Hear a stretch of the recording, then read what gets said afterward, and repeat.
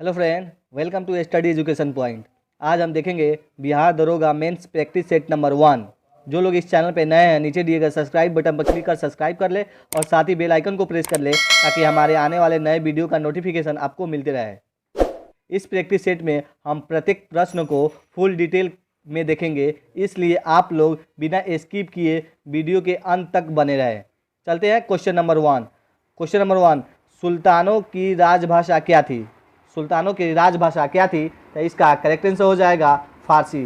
फारसी सुल्तानों की राजभाषा यानी दिल्ली सल्तनत की राजभाषा क्या थी? तो फारसी। करेक्ट आंसर हो जाएगा ए। उर्दू बिहार की दूसरी भाषा है।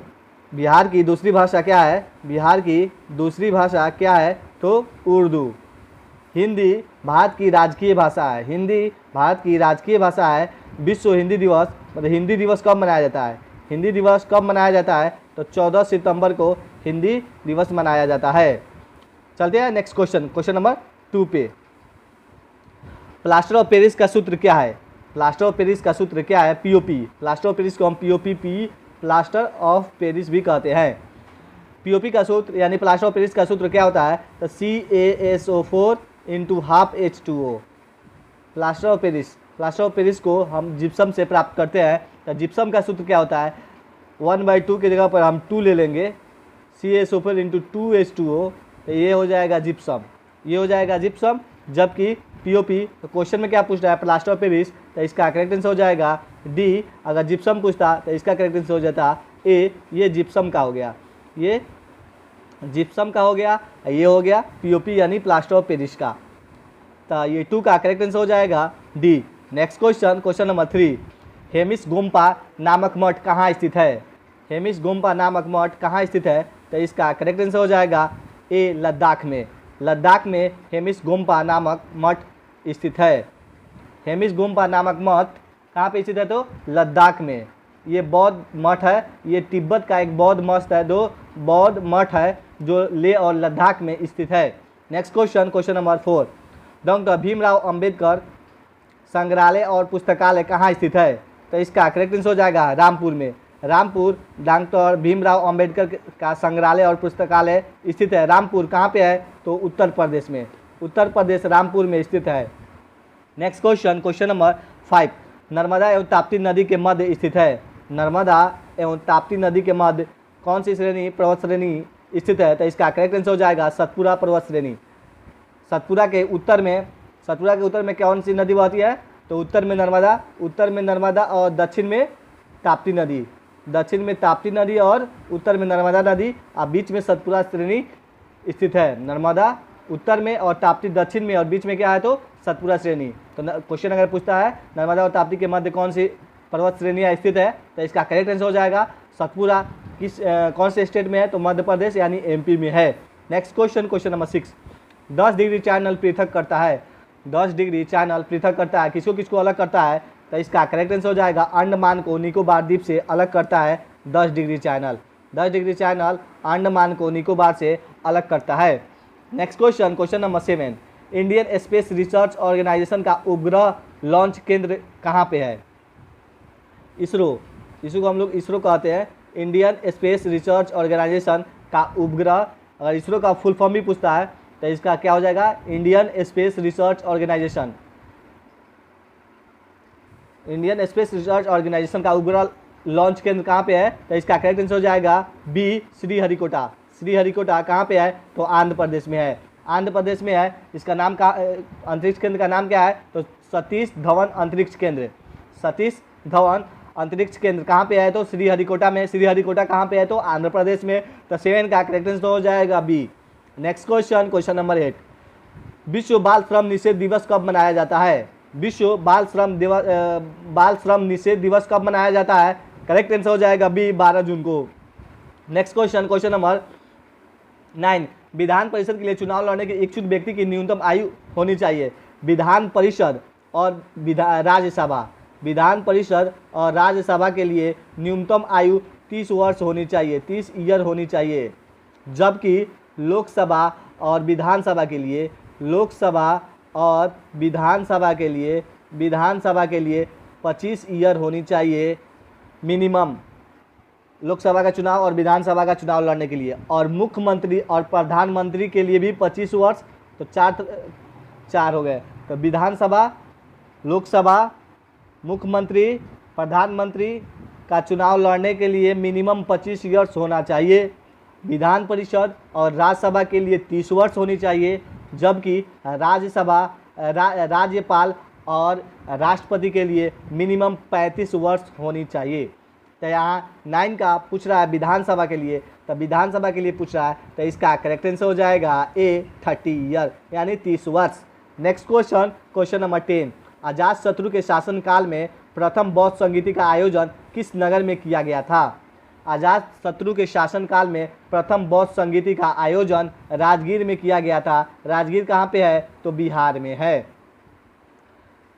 राजगीर में प्रथम बौद्ध संगीति हुई थी। क्वेश्चन ऐसे भी पूछता है कि प्रथम बौद्ध संगीति कहाँ हुई थी? तो राजगीर में। प्रथम बौद्ध संगीति किसके शासनकाल में हुई थी?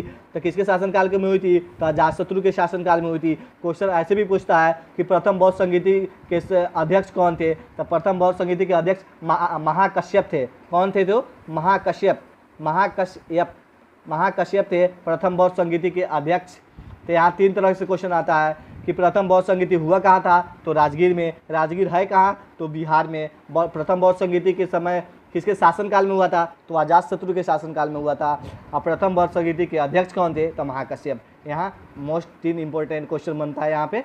चलते हैं अब नेक्स्ट क्वेश्चन पे। तो यहाँ इसका 10 का करेक्ट आंसर हो जाएगा डी। चलते हैं नेक्स्ट क्वेश्चन पे, क्वेश्चन नंबर 11, खिलजी वंश का प्रथम शासक कौन था? अब खिलजी वंश का प्रथम शासक या संस्थापक कोई भी कुछ भी पूछे तो इसका आंसर वही होगा। क्या होगा?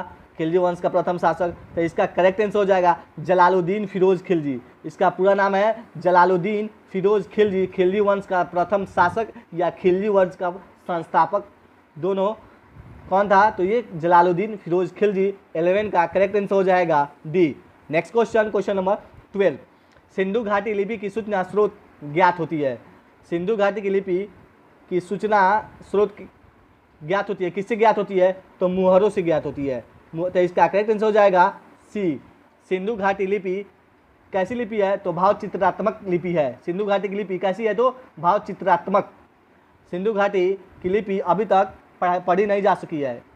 सिंधु घाटी की लिपि अभी तक पढ़ी नहीं जा सकी है। ये भाव चित्रात्मक है और इसकी सूचना का स्रोत मुहर है। नेक्स्ट क्वेश्चन, क्वेश्चन नंबर 13, निम्न में से कौन सा युग्म सुमेलित नहीं है? तो इसका सुमेलित इसमें कौन सा नहीं है? तो इसका करेक्ट आंसर हो जाएगा बी, सुमेलित नहीं है। जनरल डायल हत्याकांड 1932 में ये गलत है, जबकि सांडर हत्या 1928 में ये सही है।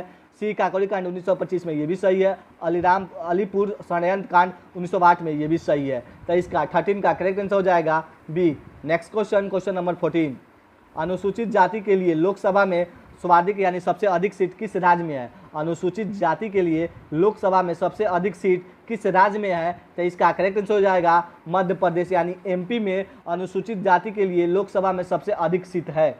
Next question, question number 15, Bharat के लिए डोमिनियन स्टेट की मांग कब की गई थी? भारत के लिए डोमिनियन स्टेट की मांग कब की गई थी? तो इसका करेक्ट आंसर हो जाएगा डी, लखनऊ पैक्ट 1916 में की गई थी। 1916 में भारत के लिए डोमिनियन स्टेट की मांग की गई थी कांग्रेस के द्वारा। Next question, question number 16, Balwant Rai Mehta समिति ने किस प्रकार की पंचायती राज व्यवस्था की अनुशंसा की थी? बलवंत राय मेहता ने किस प्रकार के पंचायती राज व्यवस्था की अनुशंसा की थी? तो इसका करेक्ट आंसर हो जाएगा ए, त्रिस्तरीय पंचायती राज व्यवस्था की अनुशंसा की थी बलवंत राय मेहता ने। कौन कौन से थे? ग्राम सभा, पहला क्या है? तो त्रिस्तरीय में पहला ग्राम सभा पंचायत स्तर पर, ग्राम सभा पंचायत स्तर पर।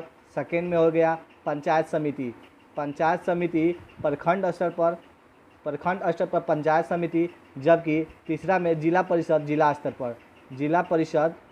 पर।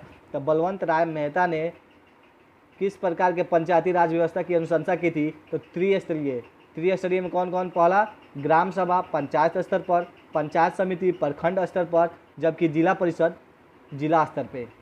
तो यहाँ इसका करेक्ट आंसर हो जाएगा 16 का ए करेक्ट आंसर हो जाएगा। नेक्स्ट क्वेश्चन, क्वेश्चन नंबर 17, मांसपेशियों में किस अम्ल को एकत्रित होने पर थकावट महसूस होता है? मतलब मांसपेशियों में किस अम्ल का यानी किस एसिड को जमा हो जाने पर थकावट महसूस होता है? तो इसका करेक्ट आंसर हो जाएगा लैक्टिक एसिड। लैक्टिक एसिड का जमा हो जाने से बॉडी में लैक्टिक एसिड का जमा हो जाने से बॉडी में थकावट महसूस होती है। तो इसका करेक्ट आंसर हो जाएगा 17 का C. Next question, question number 18, राष्ट्रमंडल खेलों का प्रारंभ किस वर्ष हुआ था? तो राष्ट्रमंडल खेलों का प्रारंभ 1930 ईस्वी में हुआ था। कब हुआ था? तो 1930 ईस्वी में हुआ था। कहाँ से हुआ था? तो कनाडा से, कनाडा के हैमिल्टन नामक नगर से हुआ था राष्ट्रमंडल। कनाडा के हैमिल्टन कनाडा के हैमिल्टन नामक शहर से स्टार्ट हुआ था राष्ट्रमंडल खेलों का प्रारंभ हुआ था कनाडा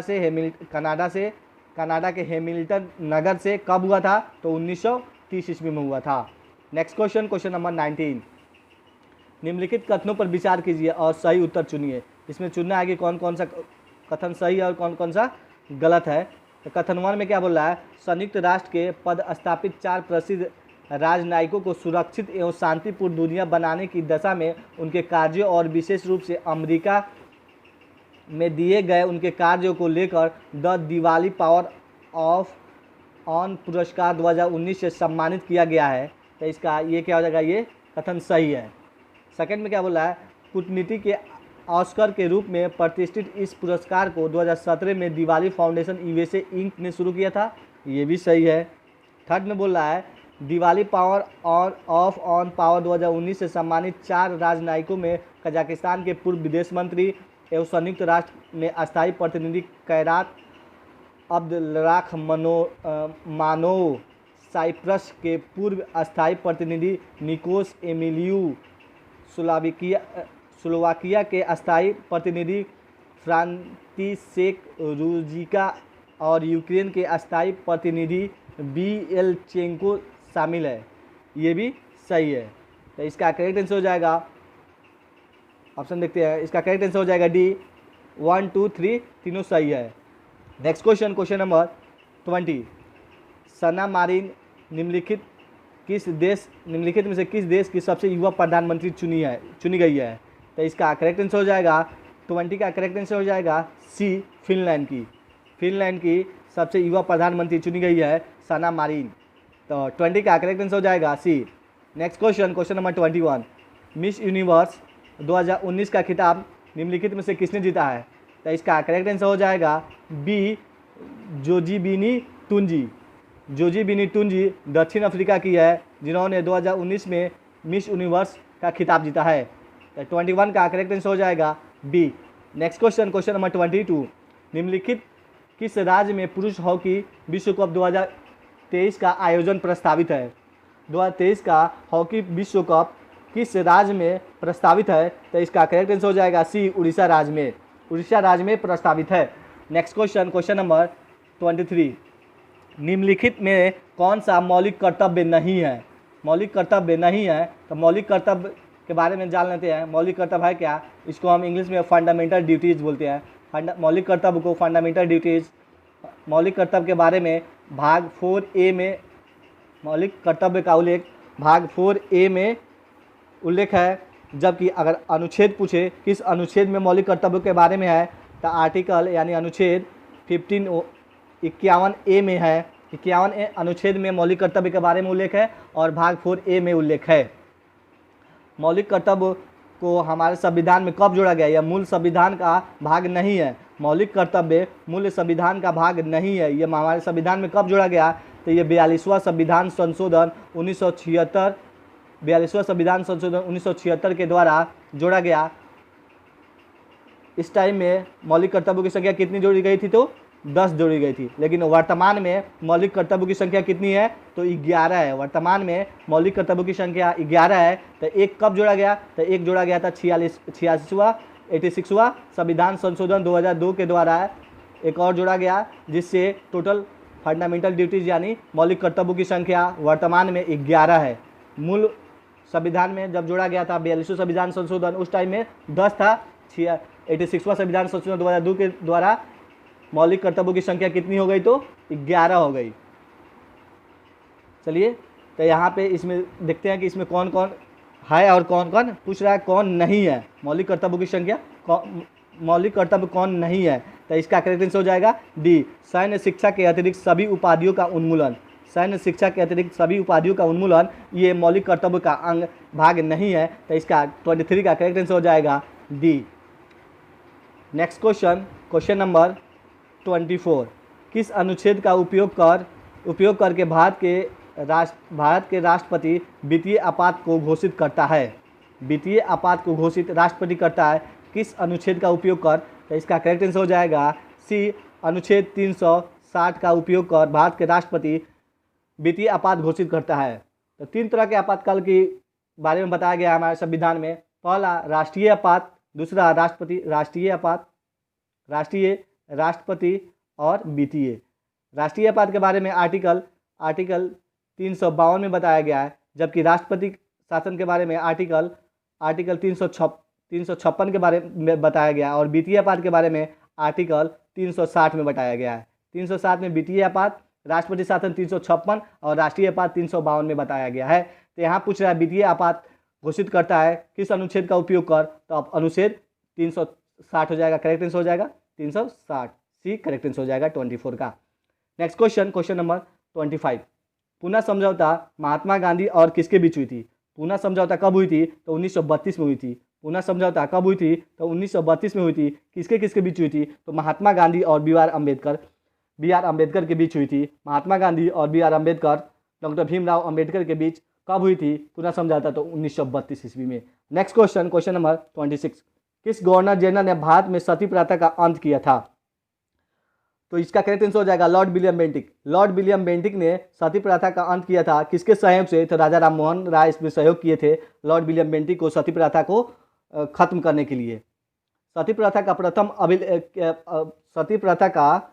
प्रथम बार किस अभिलेख में उल्लेख किया गया है? तो एरन अभिलेख। क्वेश्चन ऐसे भी आता है किस अभिलेख में सती प्रथा का प्रथम बार उल्लेख किया गया है? तो इसका करेक्ट आंसर हो जाएगा एरन अभिलेख। एरन अभिलेख में सती प्रथा का बारे में प्रथम सबसे पहले बताया गया था एरन अभिलेख में। किस अभिलेख में? तो एरन अभिलेख में।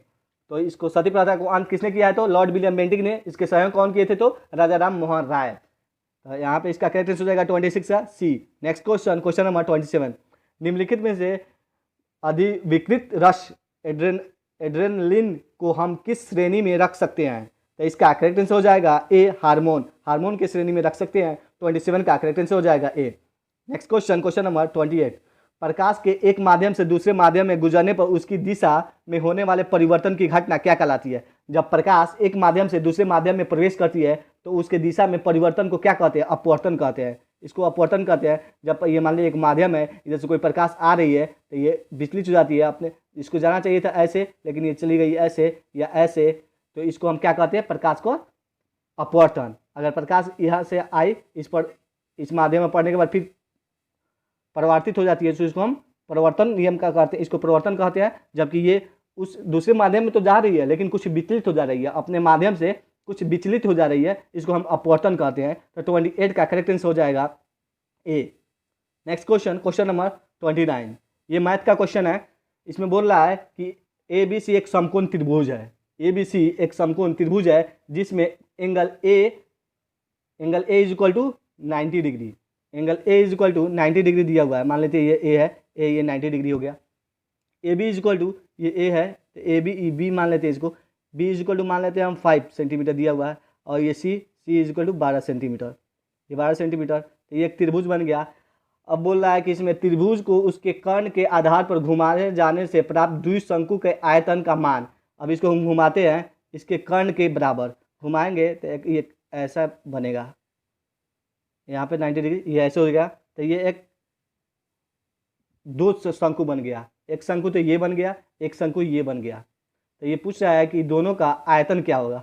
एक तो ये हो गया, एक ये हो गया। दोनों का आयतन क्या होगा, मतलब वॉल्यूम क्या होगा, यही पूछ रहा है। तो वॉल्यूम निकालने के लिए सबसे पहले हमको रेडियस पता है कि द्विशंकु का क्या होता है, द्विशंकु का आयतन क्या होता है।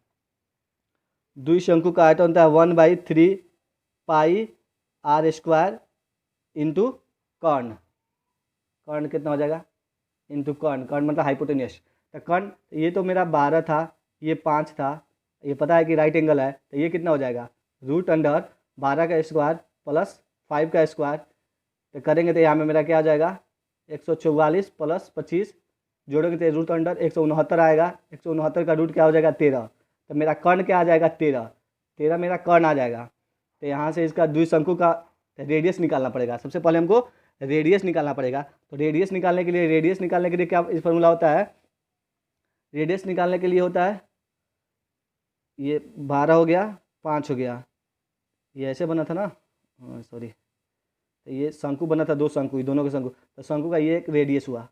इस रेडियस को निकालने के लिए ये 5 था मेरा, ये 12 था, ये 5 था, ये टोटल कर्ण कितना हो जाएगा 13 आ जाएगा। तो यहाँ से हम रेडियस निकाल सकते हैं। ये रेडियस कितना होगा, तो ये हो जाएगा 12 इंटू 5 डिवाइडेड बाई 13। तो 12 पंजे 60, 60 बाई 13, ये क्या हो जाएगा मेरा रेडियस आ जाएगा। रेडियस कितना आ जाएगा 60 बाई 13। उसके बाद हम यहाँ से अब हम वॉल्यूम निकाल सकते हैं। वॉल्यूम क्या हो जाएगा 1/3 इंटू पाई, पाई मतलब 22/7 पाई आर स्क्वायर 60 बाई 13 के स्क्वायर इंटू कॉर्ड 13। तो यहाँ से अब आप मल्टीप्लाई कीजिएगा तो इसका करेक्ट आंसर क्या आ जाएगा 290 पॉइंट कुछ आएगा। तो अप्रॉक्स इसका आंसर क्या हो जाएगा मेरा, तो ये 290, ये जो कैलकुलेशन कीजिएगा कैलकुलेट करने पर क्या आ जाएगा 290 मेरा करेक्ट आंसर हो जाएगा। Next question, question number 30। एक व्यापारी एक ट्रॉली बैग जिसका अंकित मूल्य 1360 है, 1360 रुपया है, पर 15% की छूट देता है। 15%, एक होता है मार्क प्राइस, एक होता है सेलिंग प्राइस, एक होता है कॉस्ट प्राइस। मार्क प्राइस पर कुछ डिस्काउंट दे रहा है, कितना परसेंट डिस्काउंट दे रहा है 15% डिस्काउंट दे रहा है। तो मार्क प्राइस इसका 1360 है, मार्क प्राइस इसका 1360 है। तो 1360 में अगर 15% डिस्काउंट दे रहा है तो मतलब वो 85% पैसा ले रहा है, इसका 85%। तो इसका अब सेलिंग प्राइस निकल जाएगा 1360 इंटू 0.85, ये मेरा सेलिंग प्राइस हो जाएगा। इसको मल्टीप्लाई करेंगे तो सेलिंग प्राइस हो जाएगा। हमको कॉस्ट प्राइस पूछ रहा है, ट्रॉली बैग का क्रय क्या होगा, क्रय मतलब कॉस्ट प्राइस। कॉस्ट प्राइस मान लेते हैं हम 100 रुपया है, इसको फ़ायदा हो रहा है, प्रॉफिट कितना हो रहा है, प्रॉफिट हो रहा है 15.6% प्रॉफिट हो रहा है। तो इसका सेलिंग प्राइस कितना हो जाएगा, अगर हम 100 पर लेके बनाएंगे तो 100 पर ले जाएंगे तो सेलिंग प्राइस कितना हो जाएगा इसका 100 तो कॉस्ट प्राइस था, लाभ हुआ कितना 15.6, तो इसका सेलिंग प्राइस हो जाएगा 115.6, सेलिंग प्राइस 115.6 हो जाएगा। इसका वहाँ पे सेलिंग प्राइस निकला है, सॉरी, यहाँ से हम सेलिंग प्राइस निकाल सकते हैं 1360 इंटू 0.85।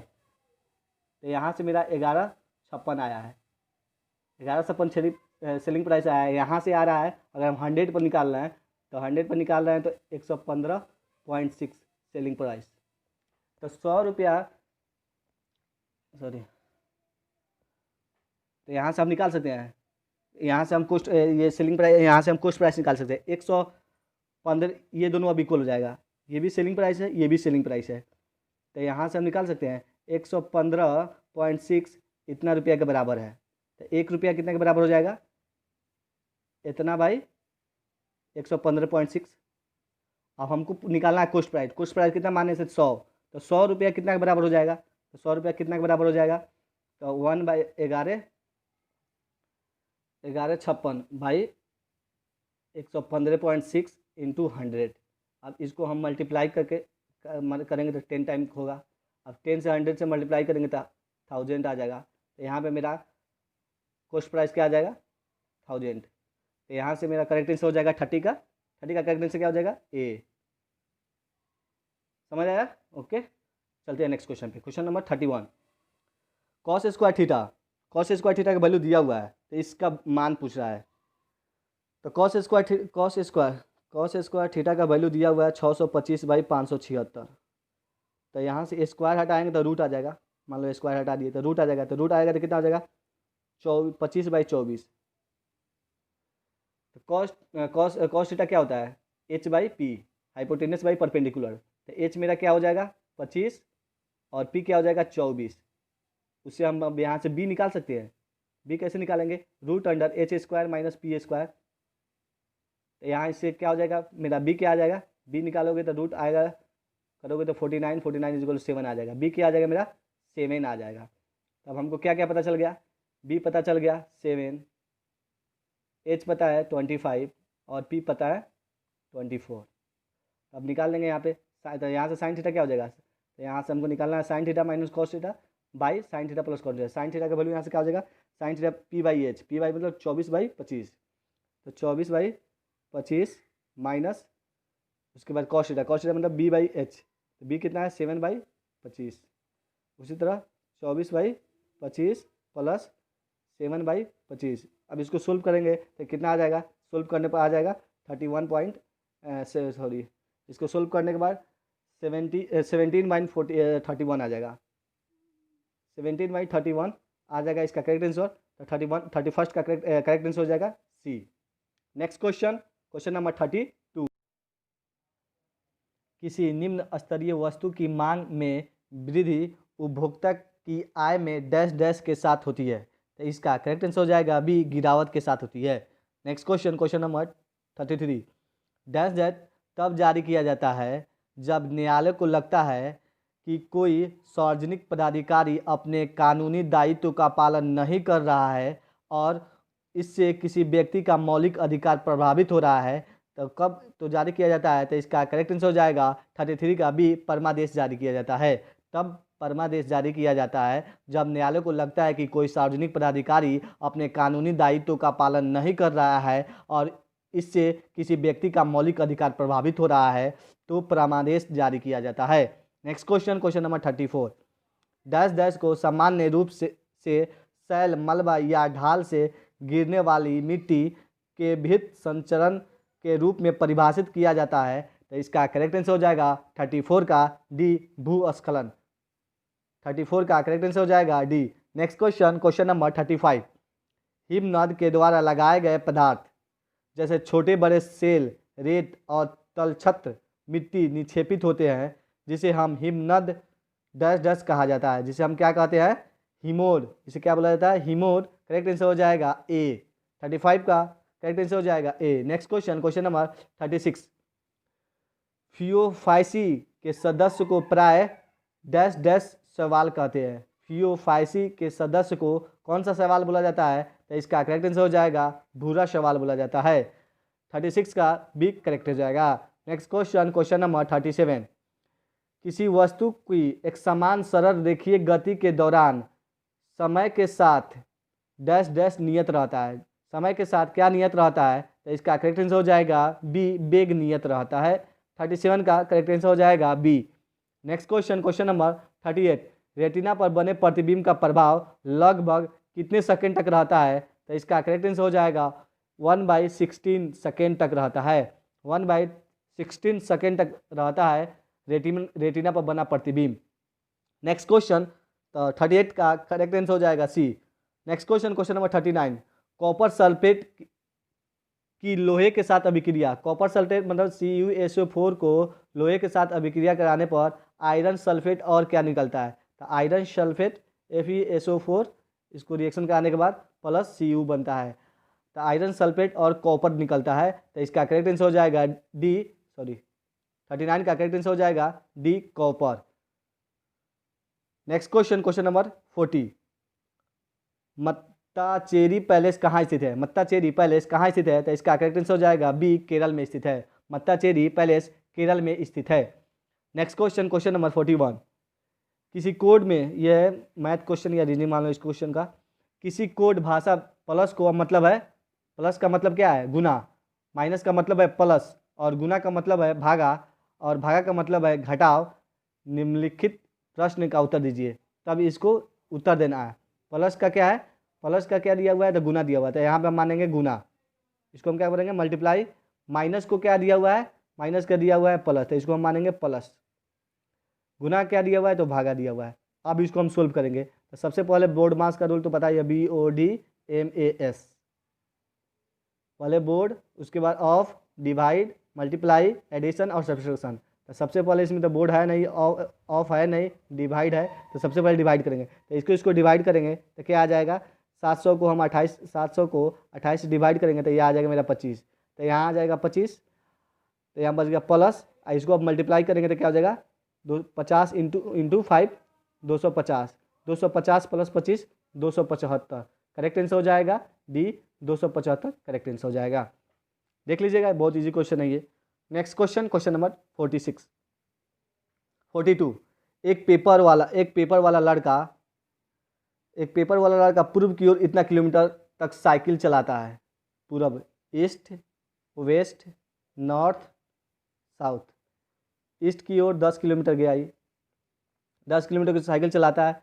फिर दक्षिण की ओर मुड़ जाता है, फिर दक्षिण की ओर मुड़कर 3 किलोमीटर चलाता है, 3 किलोमीटर तक साइकिल चलाता है। फिर पश्चिम की ओर मुड़ जाता है, फिर यहाँ से पश्चिम की ओर मुड़ जाता है और 6 किलोमीटर चलाता है। पश्चिम की ओर मुड़ जाता है और 6 किलोमीटर तक चलाता है। सॉरी, यहाँ से ये 10 किलोमीटर गया, फिर यहाँ से ये 3 किलोमीटर, फिर यहाँ से ये 6 किलोमीटर तक गया। 10 3 6 किलोमीटर चलता है। फिर वो अपने दाएं मुड़ जाता है, फिर अपने दाएं मुड़ कर 3 किलोमीटर चलता है, फिर अपने दाएं मुड़ कर ये 3 किलोमीटर चलता है, साइकिल चलाता है। वो अपनी प्रारंभिक स्थिति से अब कहाँ है? प्रारंभिक स्थिति कहाँ से स्टार्ट किया था? ये तो यहाँ से स्टार्ट किया था, अभी ये यहाँ पे है। तो यहाँ से यहाँ कितनी दूरी है? तो यहाँ से टोटल है 10, यहाँ से यहाँ तक 10 है। ये कितना वापस आ चुका है? 6 किलोमीटर वापस आ गया है। तो यहाँ से यहाँ की दूरी कितनी हो जाएगी? तो ये हो जाएगी 10 - 6 = 4। ये अपनी स्थिति से यहाँ से चला था, किधर है? तो ये ईस्ट में है, 4 किलोमीटर ईस्ट। तो करेक्ट आंसर हो जाएगा, तो इसका करेक्ट आंसर हो जाएगा सी, 4 किलोमीटर पूर्व। 42 का करेक्ट आंसर हो जाएगा C. Next question, question number 43। प्रश्न में 2 कथन दिए गए हैं जिसके आगे 2 निष्कर्ष 1 और 2 निकाले गए हैं। आपको मानना है कि दोनों कथन सत्य है, वह चाहे समानतः ज्ञात तथ्यों के प्रतीक होता है। आपको निर्णय करना है कि दिए गए निष्कर्ष में कौन कौन सा निश्चय रूप से कथन और सही निकाल सकता है ये देखिए, इसमें कथन दिया हुआ है, कथन और निष्कर्ष। कथन दिया हुआ है, 2 कथन दिया हुआ है। कथनों में सभी फूल पत्ते हैं, सभी फूल पत्ते हैं, कुछ फूल पौधे हैं। तो यहाँ से कुछ फूल पौधे हैं। तो निष्कर्ष में क्या दिया हुआ है? कुछ पत्ते पौधे हैं, तो ये भी सही है। निष्कर्ष 1 तो सही है। सेकंड में क्या दिख रहा है? कुछ पौधे फूल है, ये भी सही है। तो यहाँ से इसका करेक्ट आंसर क्या हो जाएगा? निष्कर्ष दोनों निष्कर्ष 1 और 2 सही है। तो इसका 43 का करेक्ट आंसर हो जाएगा C. Next question, question number 44 question number 44 में क्या बोल रहा है? बोल रहा है कि 44 में बोल रहा है कि 3% 2 = 50। 3% 2 = 50। ये 50 कैसे आया? 3 + 2 कितना हो जाएगा? 5 × 10 = 50। और सही सेकेंड में क्या दिया हुआ है? 2 + 4 = 6 × 10 = 60। ये पैटर्न सही हो रहा है। तो इस तरह हो जाएगा 5% 5 + 4 = 9 × 10 कितना हो जाएगा? 90। 90 ऑप्शन किस में है? सी में है। तो करेक्ट आंसर हो जाएगा C. Next question, question number 45। Dash dash का तार इस्पात के तार से अधिक प्रबल होता है। किसका तार इस्पात के तार से भी अधिक प्रबल होता है? तो इसका करेक्ट आंसर हो जाएगा डी, नायलॉन का। डी करेक्ट आंसर हो जाएगा। Next question, question number 46। विद्युत द्वारा किसी पदार्थ पर किसी वांछित धातु की परत निक्षेपित करने की प्रक्रिया को क्या कहते हैं? तो इसका करेक्ट आंसर हो जाएगा विद्युत लेपन। विद्युत लेपन कहते हैं। 46 का करेक्ट आंसर हो जाएगा A. Next question, question number 47। Dash dash से मतलब समशिष्ट में जन्मी उस संख्या से है जो दी हुई अवधि के दौरान आरंभिक घनत्व से जुड़ती है। तो इसका करेक्ट आंसर हो जाएगा ए, जन्म दर आरंभिक घनत्व, यानी आरंभिक जो प्रेजेंट में जो डेंसिटी है उसमें जुड़ जाती है। ये कौन से जुड़ जाती है? तो जन्म दर। तो 47 का करेक्ट आंसर हो जाएगा A. Next question, question number 48। प्रधानमंत्री द्वारा शुरू की गई एक कल्याणकारी योजना है जिससे डैश डैश, यहाँ पे है डैश डैश, प्रधानमंत्री द्वारा शुरू की गई एक कल्याणकारी योजना है जिसके अंतर्गत उन परिवारों को घरेलू एलपीजी कनेक्शन दिए जाएंगे जो गरीबी रेखा से नीचे है। तो ये कौन सी योजना है जिसमें एलपीजी कनेक्शन दिया जाता है? तो ये प्रधानमंत्री उज्ज्वला योजना। प्रधानमंत्री उज्ज्वला योजना के तहत एलपीजी गैस कनेक्शन दिया जाता है। तो 48 का करेक्ट आंसर हो जाएगा B. Next question, question number 49। नीचे दिए गए कथनों में से कौन सा कथन सही नहीं है, कौन सा कथन सही नहीं है चुनना है इसमें। तो कथन 1 में दे रहा है India 2020 a vision for the new millennium के लेखक शशि थरूर है, तो ये गलत है, ये गलत है। सेकेंड में दे रहा है द ग्रेट इंडिया नोबेल के लेखक एपीजे अब्दुल कलाम है, ये भी गलत है। थर्ड में माई एंट्री माई लाइफ के लेखक आई के गुजराल है, ये भी गलत है। ये तीनों गलत है, तो इसका करेक्ट आंसर हो जाएगा 1 2 3 तीनों गलत है। Next question, question number 50। पृथक चुनाव पद्धति की शुरुआत निम्न में से किसके द्वारा की गई थी? पृथक चुनाव पद्धति की शुरुआत किसके द्वारा की गई थी? तो इसका करेक्ट आंसर हो जाएगा सी मार्ले मिंटो सुधार के द्वारा की गई थी। मार्ले मिंटो सुधार के द्वारा की गई थी पृथक निर्वाचन पद्धति। कब की गई थी? तो 1909 ईस्वी में। 1909 ईस्वी में मार्ले मिंटो सुधार आया था जिससे पृथक चुनाव पद्धति की शुरुआत की गई। तो इसका करेक्ट आंसर हो जाएगा 50 का C. Next question, question number 51। गुप्त काल के प्रसिद्ध गणितज्ञ है, तो इसका करेक्ट आंसर हो जाएगा गुप्त काल के प्रसिद्ध गणितज्ञ, इसका करेक्ट आंसर हो जाएगा बी आर्यभट्ट। आर्यभट्ट गुप्त काल के प्रसिद्ध गणितज्ञ थे, तो इसका बी 51 का करेक्ट आंसर हो जाएगा B. Next question, question number 52। Raja Ram Mohan Roy के द्वारा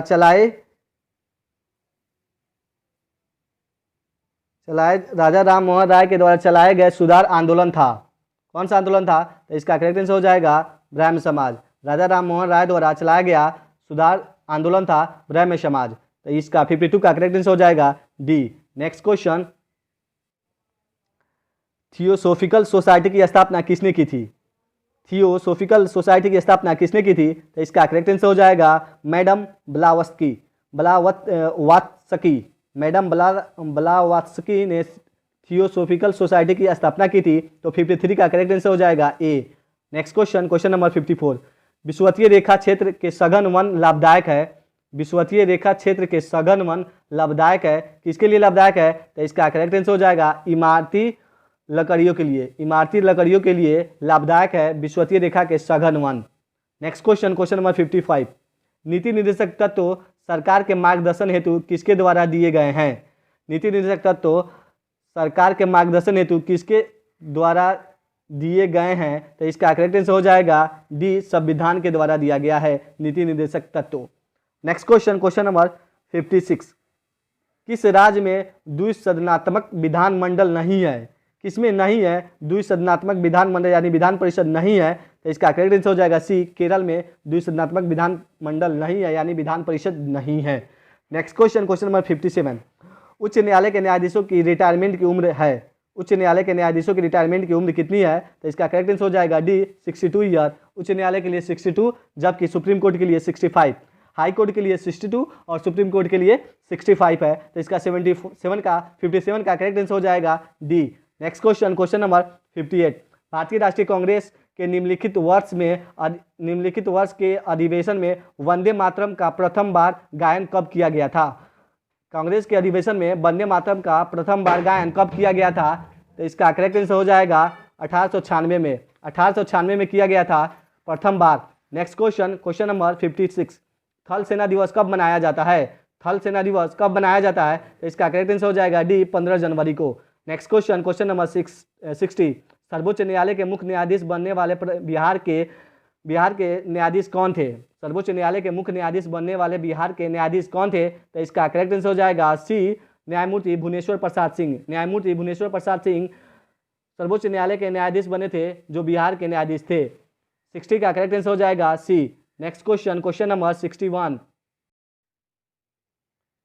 बिहार के राज्य गीत स्टेट सॉन्ग के रचयिता कौन है? तो इसका करेक्ट आंसर हो जाएगा बी, सत्यनारायण। सत्यनारायण बिहार के राज्य गीत के रचयिता है, तो 61 का करेक्ट आंसर हो जाएगा B. Next question, question number 62। प्रकाश संश्लेषण की दर अधिकतम होती है, प्रकाश संश्लेषण की दर किस में अधिक होती है? तो इसका करेक्ट आंसर हो जाएगा लाल रंग के प्रकाश में प्रकाश संश्लेषण सबसे अधिक होता है, जबकि बैगनी रंग में सबसे कम होता है, तो इसका करेक्ट आंसर हो जाएगा सबसे अधिक पूछ रहा है तो इसका करेक्ट आंसर हो जाएगा सी। अगर सबसे कम पूछता तो ए इसका करेक्ट आंसर होगा।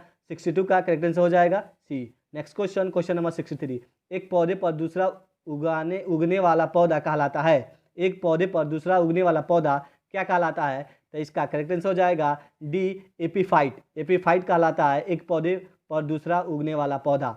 Next question, question number 64। निम्नलिखित में से कौन सा पौधे में उत्सर्जन का एक उपपदार्थ नहीं है? उपपदार्थ नहीं है। निम्नलिखित में कौन पौधे में उत्सर्जन का एक उपपदार्थ नहीं है? तो इसका करेक्ट आंसर हो जाएगा C, uric acid. Correct answer हो जाएगा C, uric acid. Next question, question number 65। निम्नलिखित में कौन सी संरचना प्रोकैरियोटिक कोशिका में नहीं पाई जाती है? प्रोकैरियोटिक कोशिका में नहीं पाई जाती है। तो इसका करेक्ट आंसर हो जाएगा केंद्रक झिल्ली। करेक्ट आंसर हो जाएगा 65 का सी, केंद्रक झिल्ली में नहीं पाई जाती है। केंद्रक झिल्ली नहीं पाई जाती है प्रोकैरियोटिक कोशिका में। Next question, question number 66। मानव शरीर के किस अंग में रुधिर ऑक्सीजन युक्त होता है? किस अंग में रुधिर यानी ब्लड ऑक्सीजन के साथ होता है? तो इसका करेक्ट आंसर हो जाएगा बी, फेफड़ा में। 66 का करेक्ट आंसर हो जाएगा B. Next question, question number 67। सुमेलित युग्म सही नहीं है। कौन सी सुमेलित युग्म सही नहीं है? तो इसका करेक्ट आंसर हो जाएगा ए, सल्मोनेला कुष्ठ। सल्मोनेला कुष्ठ ये गलत है, जबकि प्लाज्मोडियम मलेरिया ये सही है। टीनिया सिलियम ये टीनेसिस से होता है, ये भी सही है। पैराथर्मोन ऑस्टियोपोरोसिस से होता है, ये भी सही है। तो इसका करेक्ट आंसर हो जाएगा A. Next question, question number 68। निम्नलिखित में कौन सी गैस वायुमंडलीय प्रदूषक एटमॉस्फेरिक पोल्यूटेंट है? तो इसका करेक्ट आंसर हो जाएगा C, sulphur dioxide. Sulphur dioxide वायुमंडलीय प्रदूषक है, तो इसका करेक्ट आंसर हो जाएगा C. Next question, question number 69। हड्डियों में मुख्य खनिज तत्व major mineral element in bone कौन सा होता है? तो इसका करेक्ट आंसर हो जाएगा डी, कैल्शियम। मुख्य खनिज तत्व हड्डियों में जो जमा रहता है वो कौन सा है? तो ये कैल्शियम। कैल्शियम का सिंबल क्या होता है? सी ए कैल्शियम का सिंबल होता है जो हड्डियों में रहता है। Next question, question number 70। Ram ने एक वित्त कंपनी से वॉशिंग मशीन खरीदने हेतु, ये मैथ का क्वेश्चन है, खरीदने हेतु 9,000 रुपये उधार दिए, जिस पर 6% प्रति वर्ष की दर से चक्रवृद्धि ब्याज दे था। तीसरे वर्ष के अंत में राम को कुल कितने ब्याज देना पड़ेगा? तो इसका मूलधन कितना हो गया? 9,000। दर कितना हो गया? दर यानी रेट कितना हो गया? 6%। कितने वर्ष के लिए? 3 वर्ष के लिए। तो एन का वैल्यू यहाँ पे तो CI का फॉर्मूला होता है यानी चक्रवृद्धि ब्याज। कंपाउंड इंटरेस्ट का फॉर्मूला होता है P इंटू मतलब मूलधन। P क्या हो गया? 9,000। P इंटू 1 प्लस 100/R/100 के power n minus P। n क्या हो जाएगा यहाँ पे? ईयर 3 ईयर, तो 3 हो जाएगा। R क्या हो जाएगा मेरा? 6%। P क्या हो जाएगा? 9,000। वैल्यू पुट करने के बाद जो आंसर आएगा मेरा, तो CI कितना होगा? तो हो जाएगा मेरा 1719.144। ऑप्शन में कितना है? तो ऑप्शन हो जाएगा बी, करेक्ट हो जाएगा। निकालिएगा फॉर्मूला, CI का फॉर्मूला पुट कीजिएगा, उसमें वैल्यू पुट कीजिएगा। सिंपल कैलकुलेशन करने के बाद मेरा आंसर आएगा 71719.144। मेरा करेक्ट आंसर हो जाएगा बी, 70 का answer B. Next question, question number 71। 5 positive पूर्णांक का औसत 385 है। पहले 2 पूर्णांकों का औसत 568.5 है। चौथे और पांचवें पूर्णांक का औसत 187.5 है। तो तीसरा पूर्णांक क्या होगा? तो तीसरा पूर्णांक क्या होगा? तो तीसरा पूर्णांक is equal to 385 into 5 minus 568.5 into 2 minus 168.5 into 2। ये सब करने पर जो कैलकुलेशन पर जो फाइनल आंसर आएगा मेरा, वो मेरा रिक्वायर्ड आंसर होगा। तो कितना आएगा मेरा? तो यहाँ पे आएगा 413। इसको सोल्व कीजिएगा तो कितना आएगा? 413 आएगा, जो ऑप्शन में नहीं है। तो इसका करेक्ट आंसर हो जाएगा डी, इनमें से कोई नहीं। सब सोल्व करने के बाद कितना आएगा? 413 आएगा। 413 ऑप्शन में नहीं है, तो हम आंसर क्या टिक करेंगे? डी, इनमें से कोई नहीं।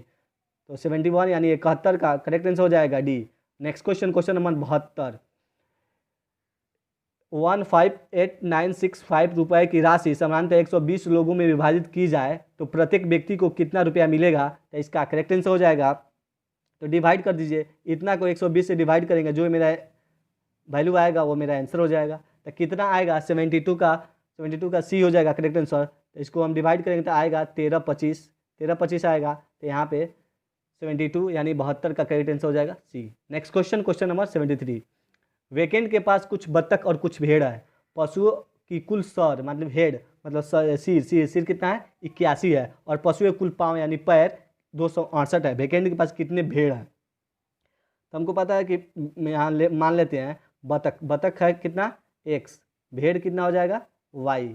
भेड़ के पास 4 पैर है, सिर एक ही है। बतख का भी सिर एक ही होता है लेकिन पैर 2 होता है। तो यहाँ पे सिर की संख्या पूछा है तो x मतलब इतना बतख है इतना भेड़ है, तो x + y = कितना हो जाएगा 81।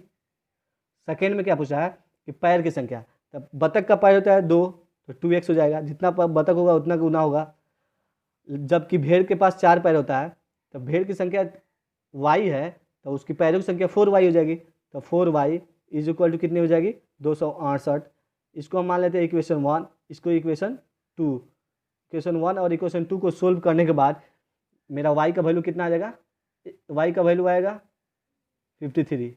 y का वैल्यू कितना आ जाएगा, और सोल्व कीजिएगा इक्वेशन तो y का वैल्यू आ जाएगा 53। y हम माने थे भेड़ों की संख्या, पूछ क्या रहा है कि कितने भेड़ों की संख्या है, तो y = 53 यानी भेड़ों की संख्या 53 हो जाएगी। करेक्ट आंसर हो जाएगा बी 53। 73 यानी 73 का करेक्ट आंसर हो जाएगा B. Next question, question number 74। यदि किसी सांकेतिक भाषा में राइज को क्या लिखा जाता है, राइज को लिखा जाता है RAISE को लिखा जा रहा है SBJTF। आर को क्या लिखा जा रहा है, आर के बाद क्या आता है एस, ए के बाद क्या होता है बी, आई के बाद जे, एस के बाद क्या होता है टी होता है, ई के बाद एफ होता है। इसी तरह पूछ रहा है कि FLOWN को किस प्रकार लिखा जाता है। एफ के बाद क्या आएगा, एफ के बाद आएगा जी, एल के बाद एम, ओ के बाद क्या होता है पी, डब्ल्यू के बाद क्या होता है एक्स, एन के बाद क्या होता है ओ, एलिमेंट ओ। तो ऑप्शन क्या है GMPXO, सी में ऑप्शन। तो इसका करेक्ट आंसर हो जाएगा सी। कुछ नहीं करना है, इसमें एक एक बढ़ाना है। आर के बाद एस, ए के बाद बी, उसी के बाद लीज को लिखा है, एल के बाद एम, ई के बाद एफ, ए के बाद बी, एस के बाद टी, ई के बाद एफ। बस कुछ नहीं करना है, एक एक बढ़ा देना है सबको।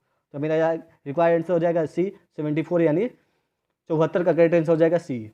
Next question, question number 75। ये भी मैथ का क्वेश्चन है। लिख रहा है कि बिंदु x से जॉय 15 मीटर पश्चिम की ओर गया। मान लीजिए ये ईस्ट वेस्ट नॉर्थ साउथ, ये पश्चिम की ओर 15 मीटर गया, पश्चिम की ओर 15 मीटर गया, और फिर बाएं ओर मुड़ गया, बाएं ओर मुड़कर 20 मीटर चला, 20 मीटर बाएं की ओर, फिर वो बाएं मुड़कर 15, फिर वो बाएं मुड़कर 15 चला, तो यहाँ पे आ जाएगा। बाद में वो फिर दाएं मुड़कर 12 चला, फिर दाएं मुड़कर ये 12 चला। तो ये पूछ रहा है उत्तर की ओर, वह उत्तर की ओर, फिर वह कितनी दूरी पे है। तो यहाँ से स्टार्ट किया था, तो यहाँ से याद किया, यहाँ से आया, तो यहाँ से यहाँ तक आने में इसको यहाँ से यहाँ तक कितना दूरी है। तो ये कितनी है मेरी, ये तो यहाँ पे 20 है, ये कितना है 12 है, तो टोटल 20 और 12 क्या हो जाएगा 32 मीटर की दूरी पे है अपने ओरिजिनल जगह से। तो इसका करेक्ट आंसर हो जाएगा सी 32 मीटर पे। 75 यानी 75 का करेक्ट आंसर हो जाएगा C. Next question, question number 76। इसमें कथन और निष्कर्ष दिया हुआ है। कथन दिया हुआ है कि सभी गांव शहर है, सभी विलेज शहर है मतलब टाउन है। उसके बाद दिया है सभी शहर देश है, सभी शहर देश है, देश मतलब कंट्री है। उसके बाद सभी देश नगर है, सभी देश नगर है, सभी देश नगर है। तो निष्कर्ष है कि सभी गांव नगर गांव है, सभी नगर गांव है, करेक्ट इनकरेक्ट है। सभी नगर गांव नहीं है जबकि सभी गांव नगर है। तो इसका पहला निष्कर्ष क्या है, गलत है। कुछ शहर नगर नहीं है, ये भी गलत है। कुछ शहर नगर नहीं है दिया हुआ है जबकि कुछ शहर नगर हैं, तो ए और टू दोनों निष्कर्ष गलत है। तो इसमें ऑप्शन क्या हो जाएगा करेक्ट आंसर? यदि न तो निष्कर्ष 1 और न ही निष्कर्ष 2 अनुसरण करता है, इसका करेक्ट आंसर हो जाएगा C. Next question, question number 77। एक पासे को निम्नलिखित में दो स्थितियां दी गई है। निम्नलिखित कौन सी संख्या 5 के सामने है, मतलब 5 के उल्टा सामने में है। तो 5 के सामने क्या हो जाएगा? 5 के सामने 4 तो होगा नहीं, 2 होगा नहीं, 1 होगा नहीं, 4 होगा नहीं, 1 होगा नहीं। तो यहाँ पे ऑप्शन क्या हो जाएगा? 4, 2। इसका करेक्ट आंसर हो जाएगा 77 का करेक्ट आंसर क्या हो जाएगा? 4। यहाँ पे 4 हो सकता है, सॉरी यहाँ पे 5 दिया हुआ है, 5 के जस्ट इमीडिएटली बगल में है 2 और 1। तो 2 और 1 नहीं हो सकता है, 2 और 1 नहीं हो सकता है, तो 2 और 1 नहीं सकता है। यहाँ पे 1 यहाँ पे भी है, यहाँ पे भी 1 है, 1 यहाँ पे भी वहाँ पे भी है। तो 2 जस्ट ऊपर गया है, 2 जस्ट यहाँ 2 था, ये ऊपर गया है, तो ऊपर गया तो ये जैसे ऊपर जाएगा जस्ट बगल में उधर चल जाएगा 4। तो इसका 74 का आप देखिएगा, इसका बना के इसका 77 का करेक्ट आंसर हो जाएगा डी, 4 जाएगा। 5 का अपोजिट में क्या चल जाएगा? 5 के इधर 5 है इस फेस पे, तो उधर साइड में साइड वाला फेस पे क्या होगा? साइड वाला फेस पे 4 होगा। नेक्स्ट क्वेश्चन, क्वेश्चन नंबर 78 का इसमें दिया हुआ है अक्षरों का कौन सा समूह खाली स्थानों पर क्रम अनुसार रखने से दी गई अक्षर श्रृंखला को पूरा करेगा। तो 78 का करेक्ट आंसर हो जाएगा यहाँ पे बी, यहाँ पे B, sorry B B A B B. तो इसका करेक्ट आंसर हो जाएगा बी। 78 का पुट कीजिएगा, देखिएगा बहुत इजी क्वेश्चन है ये, बन जाएगा आप लोग से। 78 का करेक्ट आंसर हो जाएगा B. Next question, question number 79। यहाँ बोल रहा है प्लस को भागा, प्लस का क्या बोल रहा है? प्लस को बोल रहा है भागा। गुना को क्या बोल रहा है? गुना का बोल रहा है जोड़। घटाओ क्या बोल रहा है? ये गुना, और भागा को बोल रहा है घटाओ। तो इसमें पुट कर रहा है कि ये वैल्यू पुट करते हुए, इसकी जगह पर ये वैल्यू पुट करते हुए इसमें कौन सा इक्वेशन सही है, कौन सा इक्वेशन दिया हुआ है जो इक्वल है। तो इसका करेक्ट आंसर हो जाएगा डी करेक्ट आंसर हो जाएगा। माइनस को क्या बोल रहा है? तो माइनस को बोल रहा है गुना, तो यहाँ पर गुना कर देंगे। प्लस को क्या बोल रहा है? तो प्लस को भागा बोल रहा है, तो यहाँ भागा कर देंगे। गुना को क्या बोल रहा है? तो गुना को बोल रहा है जोड़, तो यहाँ जोड़ कर देंगे। भागा को क्या बोल रहा है? तो माइनस बोल रहा है, तो माइनस कर देंगे। अब इसको पुट करेंगे तो जो वैल्यू जो आएगा 74 आएगा, जो करेक्ट आंसर हो जाएगा। इसको जो सोल्व कीजिएगा आप, तो इसका वैल्यू कितना आ जाएगा? 74 आएगा, जो करेक्ट आंसर हो जाएगा। बाकी कोई भी करेक्ट नहीं होगा, आप लोग करके देखिएगा, बहुत ईजी क्वेश्चन है। 79 का करेक्ट आंसर हो जाएगा D. Next question, question number 80। Ram Shyam से लंबा है पर अमृता से छोटा है। राम श्याम से बड़ा है, राम श्याम से बड़ा है, राम श्याम से बड़ा है पर तू अमृता से छोटा है, तो अमृता इससे ऊपर जाएगी।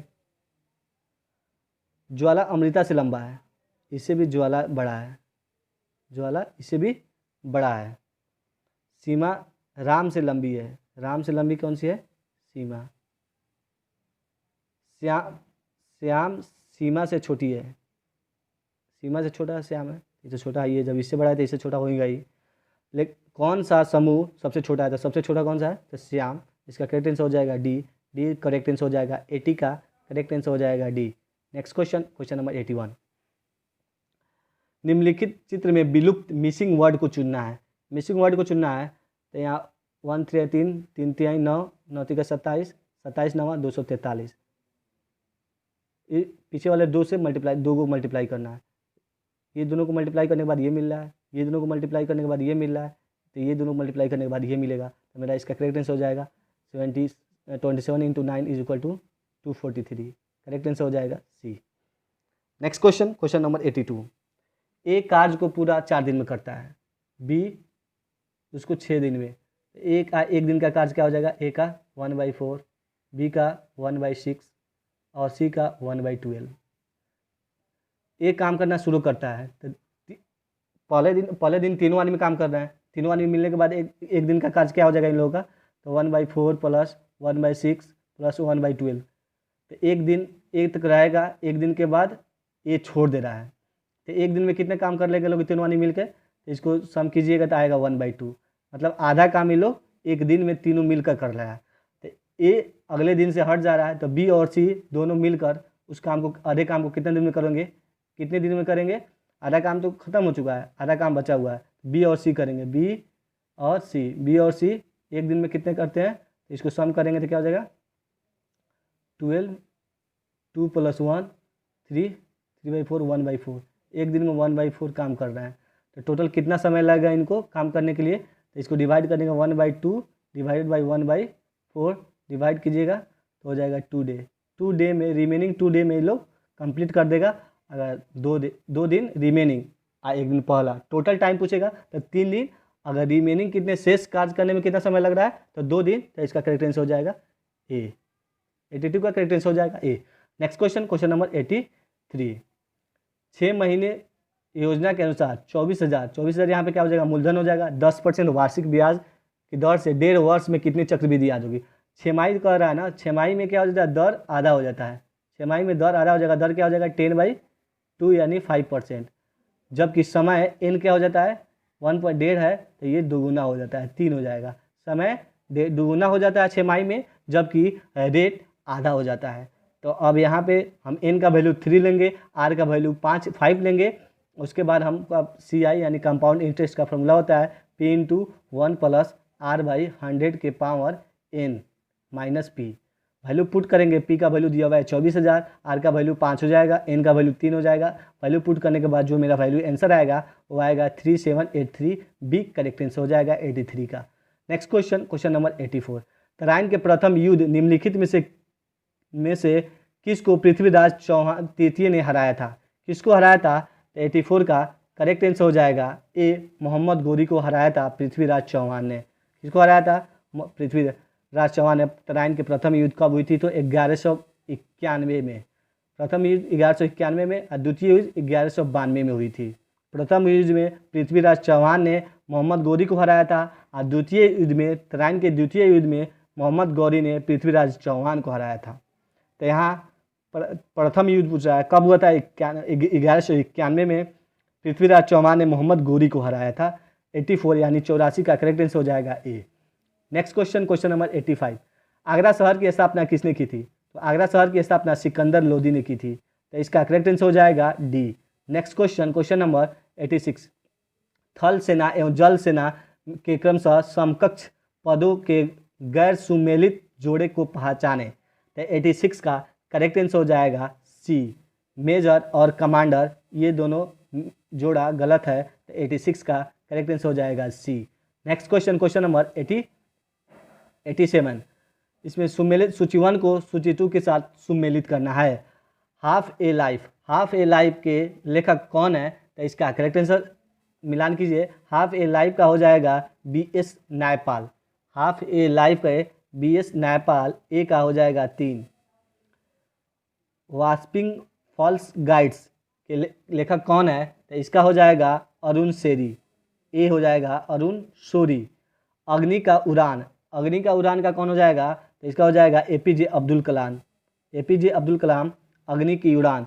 जीत आपकी, इसका लेखक कौन है, तो जीत आपकी के लेखक शिव खेड़ा है। तो इसका हो जाएगा बी, क्या हो जाएगा, तो हो जाएगा 3142 ऑप्शन सी करेक्ट हो जाएगा। 87 का ऑप्शन सी करेक्ट हो जाएगा। Next question, question number 88।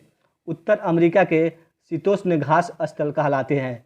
तो इसका करेक्ट आंसर हो जाएगा 88 का ए, पेयरी। उत्तर अमेरिका के शीतोष्ण घास स्थल पेयरी कहलाता है। 88 का करेक्ट आंसर हो जाएगा A. Next question, question number 89। सूची 1 को सूची 2 के साथ सुमेलित कीजिए। सूची 1 को सूची 2 के साथ सुमेलित कीजिए। तो इसका क्या है, मेहंदी किस राज्य की है, किस राज्य, लोक कला, और किस राज्य लोक कला है। ये सूची 1 में लोक कला दिया हुआ है, ये लोक कला किस राज्य से है ये दिया हुआ है। तब मेहंदी किस राज्य की है, तो ये हो जाएगा राजस्थान। मेहंदी राजस्थान की है, तो ये हो जाएगा ए। रंगोली ये महाराष्ट्र की हो जाएगी। गुदना ये बिहार की हो जाएगी। और चौकपूर्णा ये उत्तर प्रदेश की हो जाएगी। तो यहाँ से इसका करेक्ट आंसर हो जाएगा 1 के ए, बी के 2, सी के डी, सी के 3, डी के 4। तो 1 2 3 4 एक करेक्ट आंसर हो जाएगा। 89 का करेक्ट आंसर हो जाएगा ए। 89 का करेक्ट आंसर हो जाएगा A. Next question, question number 90। जनगणना 2011 के अनुसार किस केंद्र शासित प्रदेश का लिंगानुपात सबसे कम है? तो इसका करेक्ट आंसर हो जाएगा ए, दमन और दीव। दमन और दीव का सेक्स रेशियो सबसे कम है, लिंगानुपात यानी सेक्स रेशियो। और राज्य में पूछे कि सेक्स रेशियो सबसे कम कहाँ पे है, तो ये हरियाणा में। और सबसे ज़्यादा राज्य में सेक्स रेशियो कहाँ पे है यानी लिंगानुपात सबसे ज़्यादा कहाँ है, तो केरल में। Next question, question number 91। निम्नलिखित में से किसका जन्म दिवस डॉक्टर्स डे के रूप में मनाया जाता है? डॉक्टर्स डे के रूप में किसके जन्म दिवस में मनाया जाता है? तो इसका करेक्ट आंसर हो जाएगा बी, डॉक्टर विधान चंद्र राय के जन्मदिन पर डॉक्टर डे मनाया जाता है। 91 का करेक्ट आंसर हो जाएगा B. Next question, question number 92। ताप विद्युत परियोजना के संदर्भ में निम्नलिखित में से कौन सा जोड़ा सही है? निम्नलिखित में से कौन सा जोड़ा सही है? तो इसका करेक्ट आंसर हो जाएगा डी, कवास और गुजरात। कवास कहाँ पे है? गुजरात में है, ये सही है, बाकी सब गलत है। तो 92 का गलत सही करेक्ट आंसर हो जाएगा डी। 92 का करेक्ट आंसर हो जाएगा D. Next question, question number 93। Olympic पदक जीतने वाली सबसे पहली भारतीय महिला खिलाड़ी कौन थी? ओलंपिक पदक जीतने वाली सबसे पहली भारतीय महिला कौन थी? तो इसका करेक्ट आंसर हो जाएगा बी, कर्णम मल्लेश्वरी। कर्णम मल्लेश्वरी ओलंपिक पदक जीतने वाली प्रथम भारतीय महिला है। Next question, question number 94। राष्ट्रीय भौतिक प्रयोगशाला स्थित है। राष्ट्रीय भौतिक प्रयोगशाला कहाँ पे स्थित है? तो इसका करेक्ट आंसर हो जाएगा न्यू दिल्ली में। भारतीय भौतिक प्रयोगशाला न्यू दिल्ली में स्थित है। Next question, question number 95। सुमेलित कीजिए, सूची 1 को सूची 2 के साथ सुमेलित कीजिए। 95 का तो इसका हो जाएगा राष्ट्रीय फिल्म पुरस्कार। राष्ट्रीय फिल्म पुरस्कार तो ये हो जाएगा इसका ए। 1994 में स्टार्ट हुआ था। फिल्म फेयर 1992 में, दादा साहब फाल्के पुरस्कार 1969 से और ज्ञानपीठ पुरस्कार 1965 से। तो इसका करेक्ट आंसर हो जाएगा 1 का 1 2 3 4 1 2 3 4 1 2 3 4 बी करेक्ट आंसर हो जाएगा। 95 का करेक्ट आंसर हो जाएगा B. Next question, question number 96। उत्पादन की दृष्टि से भारत का प्रमुख खाद्य फसल क्या है? तो इसका करेक्ट आंसर हो जाएगा सी, चावल। उत्पादन की दृष्टि से भारत का प्रमुख खाद्य फसल चावल है। 96 का करेक्ट आंसर हो जाएगा C. Next question, question number 97। सौरमंडल का सबसे चमकीला ग्रह कौन सा है? सौरमंडल का सबसे चमकीला ग्रह शुक्र है। तो इसका करेक्ट आंसर हो जाएगा डी, शुक्र यानी वेनस। शुक्र को इंग्लिश में वेनस बोला जाता है। सबसे चमकीला ग्रह और सबसे गर्म ग्रह शुक्र है। शुक्र को पृथ्वी का बहन भी कहा जाता है। सांझ का तारा और भोर का तारा भी शुक्र को ही कहा जाता है। Next question, question number 98। Bharat में निम्नलिखित में से कौन सा वन्य जंतु अभ्यारण्य है जहां गैंडों के संरक्षण की परियोजना चल रही है? तो इसका करेक्ट आंसर हो जाएगा सी, काजीरंगा। काजीरंगा कहाँ पे है? तो काजीरंगा असम में है। काजीरंगा कहाँ पे है? तो असम में है, जहाँ पे गैंडों के संरक्षण की परियोजना चल रही है। 98 का करेक्ट आंसर हो जाएगा C. Next question, question number 99। Asia एवं प्रशांत के लिए आर्थिक एवं सामाजिक आयोग का मुख्यालय कहाँ स्थित है? एशिया एवं प्रशांत के लिए आर्थिक और सामाजिक आयोग का मुख्यालय कहाँ स्थित है? तो इसका करेक्ट आंसर हो जाएगा बी, बैंकॉक में। बैंकॉक में स्थित है। तो 99 यानी 99 का करेक्ट आंसर हो जाएगा B. Next question, question number 100। Mount Everest की फतह करने वाला सबसे युवा भारतीय कौन था? माउंट एवरेस्ट की फतह करने वाला सबसे युवा भारतीय कौन था? तो इसका करेक्ट आंसर हो जाएगा अर्जुन वाजपेयी। अर्जुन वाजपेयी माउंट एवरेस्ट की फतह करने वाला सबसे युवा भारतीय था। तो इसका करेक्ट आंसर हो जाएगा डी। 100 का करेक्ट आंसर हो जाएगा डी। यहाँ हम लोग 100 मोस्ट इंपोर्टेंट क्वेश्चन का सीरीज कंप्लीट कर लिए। प्रैक्टिस सेट कैसा लगा कमेंट कर बताएं। जो लोग अभी तक लाइक नहीं किए प्लीज़ एक लाइक कर दे और अपने दोस्तों में शेयर कर दे ताकि और लोगों को बेनिफिट मिल सके। जो लोग अभी तक सब्सक्राइब नहीं किए नीचे दिए गए लाल बटन पर क्लिक कर सब्सक्राइब कर ले और साथ ही बेल आइकन को प्रेस कर ले ताकि हमारे आने वाले नए वीडियो का नोटिफिकेशन आपको मिलते रहे। वीडियो में कहीं किसी क्वेश्चन का आंसर अगर गलत हो तो आप कमेंट कर बता दें कि इस क्वेश्चन का आंसर ये होगा। ओके, थैंक यू, मिलते हैं नेक्स्ट वीडियो में।